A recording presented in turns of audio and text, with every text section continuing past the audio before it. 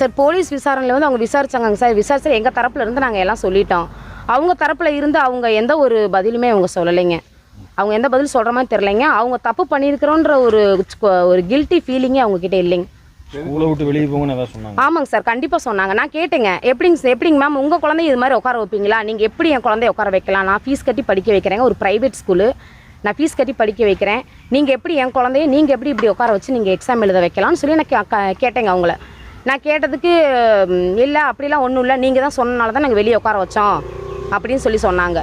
சொன்னதுக்கு நான் எங்கள் வீடியோ எடுத்துக்கிறேன், இருங்க நான் என்ன பண்ணுறேன்னு பாருங்கள், நாங்கள் இதை கண்டிப்பாக அதை நாங்கள் பிரச்சனை நாங்கள் இப்போ இது பண்ணணும் அப்படின்னு சொன்னேங்க. நான் கண்டிப்பாக இதுக்கான நடவடிக்கை நாங்கள் எடுக்கணும் அப்படின்னு சொன்னேங்க. சொன்னதுக்கு அவங்க என்னன்றாங்கன்னா, நீங்கள் வீடியோ வச்சுட்டு கேம்பஸ்க்கு வெளியில் போய் நீங்கள் என்ன வேணாலும் பண்ணுங்கள், இப்போ குழந்தைய கூட்டிகிட்டு நீங்கள் கிளம்புங்க அப்படின்னு ஹார்ஷாக சொல்கிறாங்க. 6 மணிக்கு மேலே நாங்கள் வந்து எஃப்ஐஆர் ஃபைல் பண்ணியிருக்கோங்க. 3 பேர்த்து மேலேயே ஃபைல் பண்ணிக்கோம். ஆனந்தி மேடம் மேலே, அப்புறம் தங்கப்பாண்டியன் சார் மேலே, இவங்க சாந்தி மேடம் மேலே. சார் இன்னும் கைது பண்ணலைங்க சார், நாங்கள் அதுக்காக தான் வந்திருக்குறோங்க.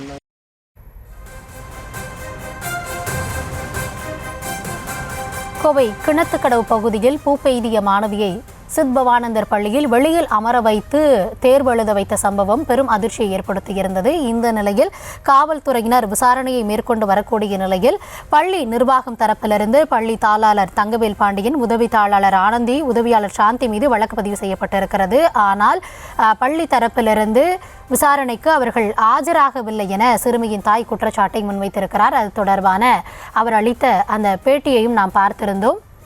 இது குறித்த விரிவான விவரங்களுக்காக இணையவிருக்கிறார் எம்முடைய செய்தியாளர் ரவி. விசாரணை தொடங்கப்பட்டிருக்கிறது. பள்ளி நிர்வாகம் தரப்புல இன்னுமே அவங்க ஆஜராகல. இதனை அடுத்து என்ன நடவடிக்கை மேற்கொள்ளப்பட இருக்கிறது? கூடுதல் விவரங்களை வழங்கலாம். வணக்கம் கௌதமி. கோவை மாவட்டம் கிணத்துக்கடவு அருகே உள்ள செங்குட்டுப்பாளையம் சித்பவானந்தா மெட்ரிக் மேல்நிலைப் பள்ளியில் 8ஆம் வகுப்பு பயிலும் மாணவி பூப்படைந்த நிலையில் அந்த மாணவி தேர்வு எழுத பள்ளிக்கு வந்தபோது தனியாக வெளியே அமர வைத்து தேர்வு எழுதிய இந்த சம்பவம் பெரும் அதிர்ச்சியை ஏற்படுத்தியது.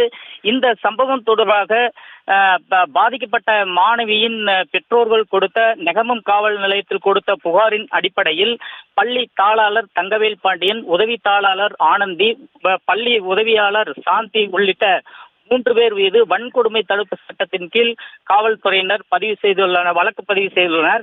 இந்த நிலையில் இன்று காலை, அதாவது இரு தரப்பிலுமே விசாரணைக்கு ஆஜராக வேண்டும் என காவல் நிலைய தரப்பில் தெரிவிக்கப்பட்டது. காலை 10 மணி முதலே பாதிக்கப்பட்ட சிறுமியின் பெற்றோர்கள் மற்றும் தற்போது நீண்ட நேரமாக இங்கு நெகமம் காவல் நிலையத்தில் காத்து இருக்கின்றனர். ஆனால் பள்ளி தரப்பிலிருந்து அந்த விசாரணைக்கு ஆஜராக வேண்டும் என்ற 3 நபர்களும் இதுவரை காவல் நிலையத்திற்கு வரவில்லை.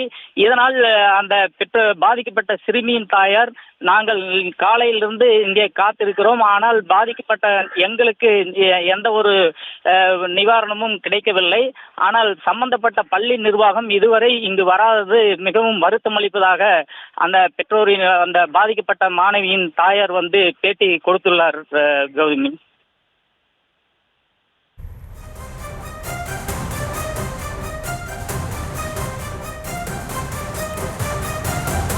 தற்போதைய விவரங்களுக்கு நன்றி ரவி.